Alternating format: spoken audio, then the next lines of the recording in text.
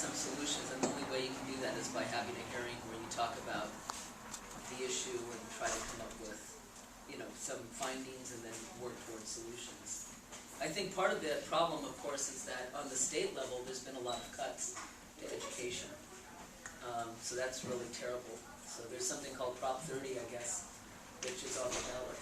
That would increase some revenue. So I think we need to look right now at revenue increasing measures so that we can, or taxation, I guess it's not a popular term, but someone has to talk about it. Because we have been just slashing education at such alarming levels that, our students are falling way behind. So it's not good. What have you done with that? What have I done? For what? Education, again, is not something that's necessarily our purview, right? So, so I sit on this body, and so basically we're finding out some of the weaknesses that are in the educational system currently. So that's why, we're having this hearing to try to find solutions to some of these gaps in achievement. That's my focus. It's kind of that area. Yeah. How would you or your office go about improving Kimball Park, which is a hub of drug and violence? Well, I think we talked to the Park and Rec folks, so some money is going to go into improving that site. So they're going to be doing some investments there. So hopefully we'll see some improvement just in how it looks over the next year. So I think that's one way to start. Yes, maybe more lighting. So I think it's a physical thing that needs to be. What about the homeless stay there? Homelessness is an issue that's a chronic issue. Again, I don't think there's any easy solutions to that issue.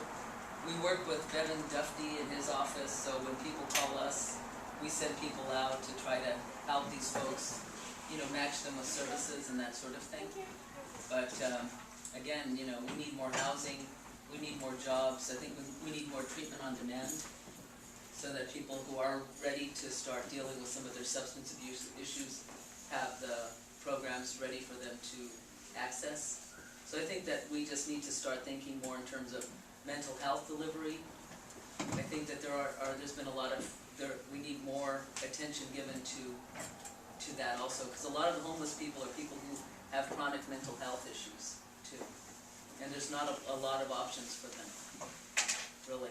If they can't work, if they can't access certain types of, what are they supposed to do? Housing, funding. So I think that it's really it's a Department of Public Health issue, really. So I think, again, we work on every day. People call us, we call Bevan's office, they send somebody out, try to match them to services, and that's kind of how it goes. But I really do believe we need to be giving more funding to mental health services. Yeah. This article says that you're planning on increasing revenue within the Divisadero district, and what are your plans for that? Yeah, so there's some areas of the city, there's something called the Neighborhood Commercial District, right? So that's, it's planning. Aren't you interested in urban planning or anything like that? It's kind of wonky, right? It's very dry.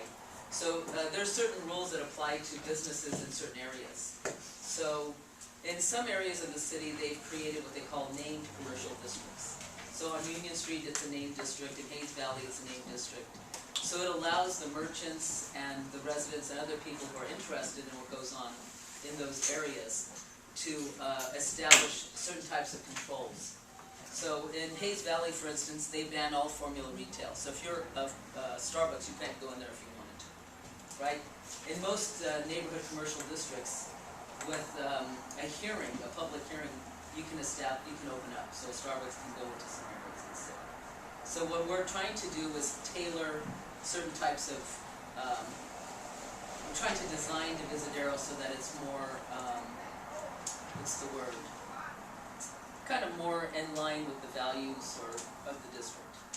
Because for a while ago, a Chase Bank went in there and there was a lot of protest to it. So now it's going to be harder for a bank to open up along Divisadero.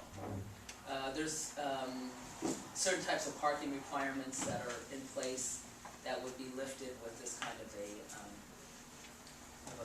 a district name.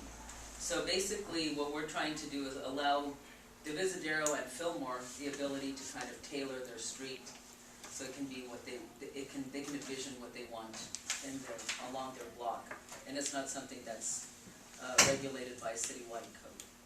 So it's just something that's more tailored, but it's very wonky. It's a planning, urban planning thing. Anything else? Yeah. You served on the San Francisco Planning Committee for 7 years, and you voiced community concern on important land use issues. Does that have to do with the things like not having like big corporation sites, or does that have to do with more of just land use? Well, it has to do, like there were, we redesigned some of the city, like the eastern neighborhoods. We came up with a whole new neighborhood plan because there were a lot of industrial businesses that were no longer functioning, I guess. So then we had to figure out how do you balance jobs and housing. So then we had to do a redesign of that whole area to try to figure out a good balance for housing and jobs. When I was on there, I worked a lot with community members in the south of Market under different planning issues. I worked with people in the Mission around small business issues. Worked with people in the Haight on, issues usually to do with small businesses also. So basically, when you're on the Planning Commission, you look at how land is used in San Francisco. So it's, you just have to decide what goes where, what's compatible, what isn't compatible, what are the uses of the land in the city. So it kind of encompasses a lot of different things. Where high rises should go, where they shouldn't go. Yeah. There are plans for improvement for Muni, in particular at 38, which is very overcrowded almost. All the time. Yeah, there's plans for improving the 38.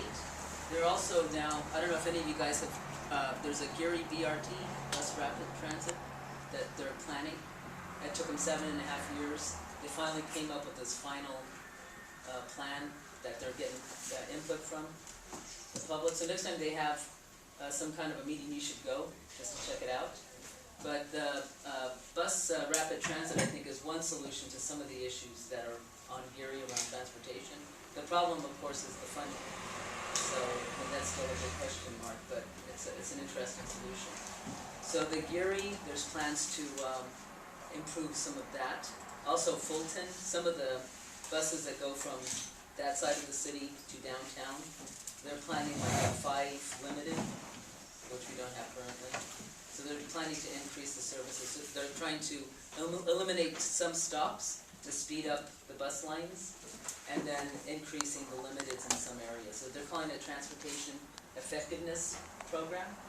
And definitely there's, that document is online at the planning department, but it is a transportation effectiveness program, and that's going to, they have a whole plan about how they're going to try to improve the efficiency of the movement. So it's something that we're working on in the next couple of years. Yeah? As far as like the cleanliness of the streets, how are you gonna improve that? Fillmore's kind of dirty. Yeah, I mean, we just started with DPW work program, so we're trying to hire transition